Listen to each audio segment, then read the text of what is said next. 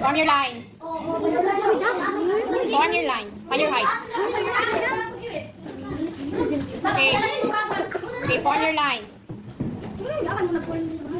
Okay, bow your head. Close your eyes. Bow your head. And let us pray. Holy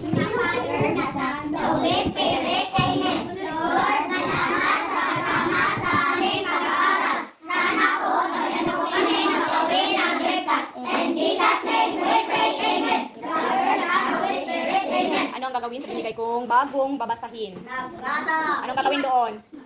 Anong gagawin? Nagbasa. Okay. Basahin sa bahay at saka i-review. Bukas, magkakaroon tayo ng one-on-one sa harapan at i-test natin ang inyong comprehension. Nagkakaintindihan ba tayo? Opo, Okay, saan na yung mga clear book ninyo, reading portfolio, bakit iniwan? Oh. Bakit iniwan yung portfolio ninyo sa reading?